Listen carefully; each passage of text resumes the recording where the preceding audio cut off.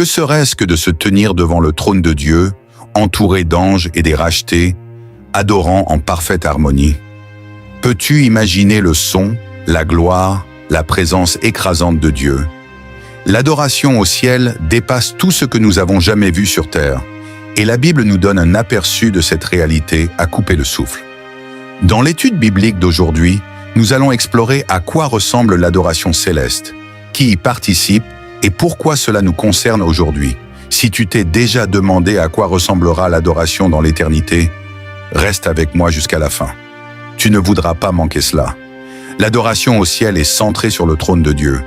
La Bible nous donne un aperçu puissant de cette réalité dans le livre de l'Apocalypse. Ce que Jean a vu n'était pas juste une vision, c'était une révélation de la manière dont l'adoration se déroule véritablement au ciel, et tout commence au centre même, le trône de Dieu. Jean, le disciple de Jésus, fut transporté en esprit et vit une scène au-delà de toute compréhension humaine. Dans Apocalypse 4, 2, 3, il décrit « Aussitôt je fus ravi en esprit, et voici, il y avait un trône dans le ciel, et sur ce trône quelqu'un était assis. Celui qui était assis avait l'aspect d'une pierre de jaspe et de sardoine, et le trône était environné d'un arc-en-ciel semblable à de l'émeraude. Ce n'est pas juste une chaise, c'est le siège du pouvoir absolu, de l'autorité inébranlable et de la majesté divine. Tout au ciel tourne autour de ce trône. Tout acte d'adoration commence et se termine ici. Mais Jean vit encore plus. Autour de ce trône se trouvaient 24 anciens, vêtus de blanc, portant des couronnes d'or. Ils ne se tenaient pas debout, des s'inclinaient. Apocalypse 4:10 à 11 dit « Les 24 anciens se prosternent devant celui qui est assis sur le trône et adorent celui qui vit au siècle des siècles. Ils jettent leur couronne devant le trône en disant « Tu es digne, notre Seigneur et notre Dieu, de recevoir la gloire, l'honneur et la puissance, car tu as créé toutes choses, et c'est par ta volonté qu'elles existent et qu'elles ont été créées. » As-tu remarqué quelque chose? Ils déposent leur couronne. Au ciel, personne ne s'accroche à sa propre gloire. Même ceux honorés par Dieu enlèvent leur couronne et se soumettent devant lui, car au ciel, l'adoration ne concerne pas nous, il concerne Dieu. Puis Jean vit 4 êtres vivants, différents de tout ce qui existe sur terre. L'un ressemblait à un lion, un autre à un bœuf, un autre à un homme, et le 4e à un aigle. Ils avaient 6 ailes et étaient couverts d'yeux, voyant tout. Et pourtant, ils n'arrêtaient jamais d'adorer. Partager l'évangile n'est pas facultatif. C'est un commandement dans la Bible. YouTube peut être un outil puissant, car tu peux partager l'évangile avec les nations à travers de simples vidéos, comme celle que tu regardes en ce moment.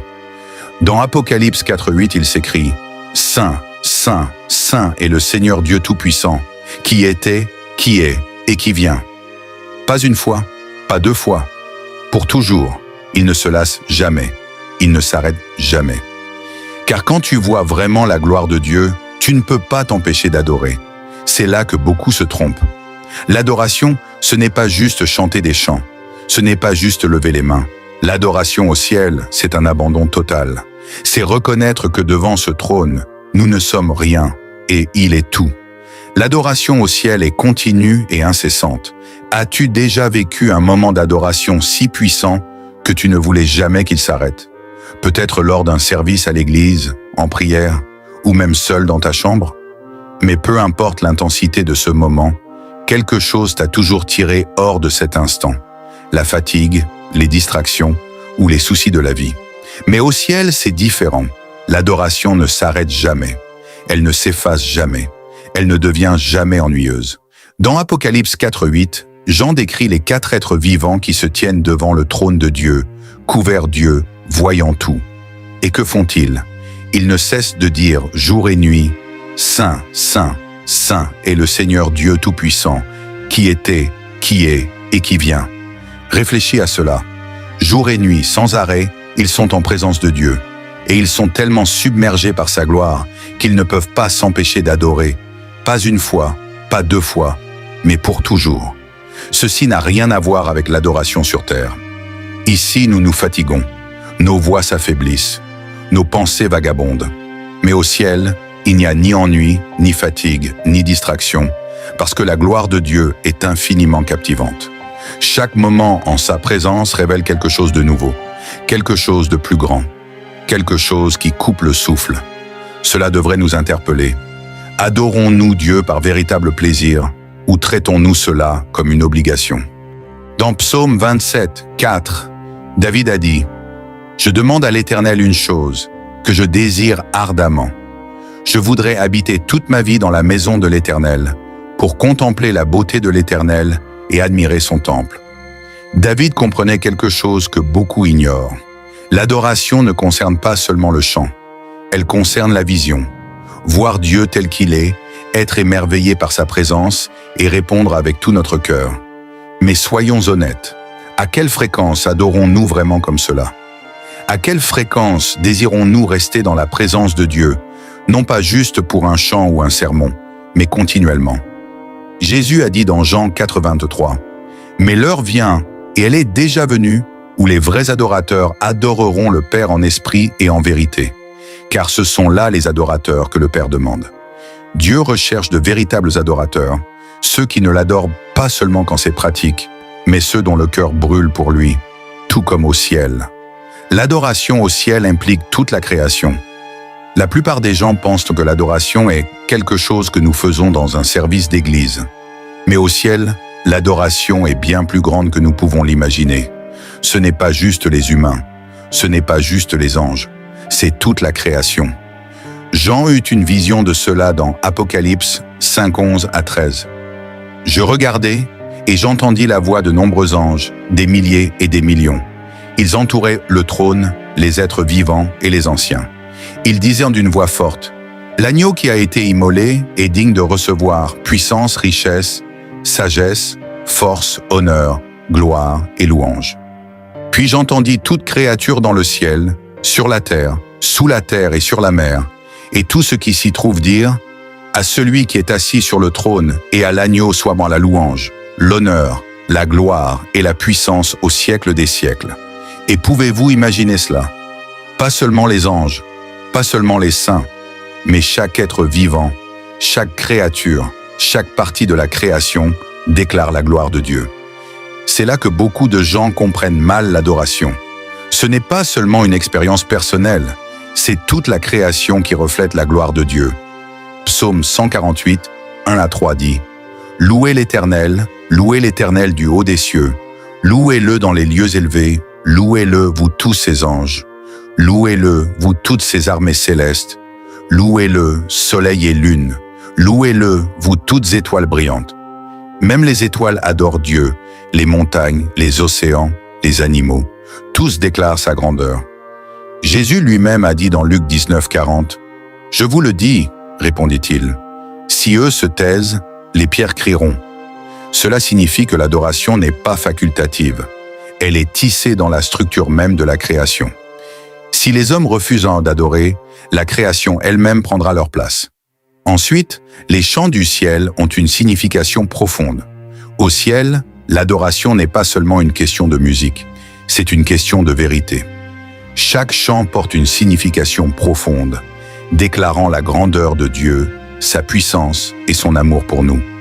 Dans Apocalypse 5, 9 à 10, Jean a vu une vision du ciel où les saints et les anges chantaient un cantique nouveau. « Tu es digne de prendre le livre et d'en ouvrir les sceaux, car tu as été immolé, et tu as racheté pour Dieu par ton sang des hommes de toute tribu, de toute langue, de tout peuple et de toute nation. Tu as fait d'eux un royaume et des prêtres pour notre Dieu, et ils régneront sur la terre. » Remarquez une chose, l'accent de ce chant n'est pas mis sur les adorateurs. Il ne s'agit pas de leurs sentiments, de leur lutte ou de leurs désirs.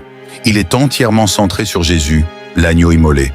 C'est là que l'adoration céleste est différente de certaines adorations sur la terre.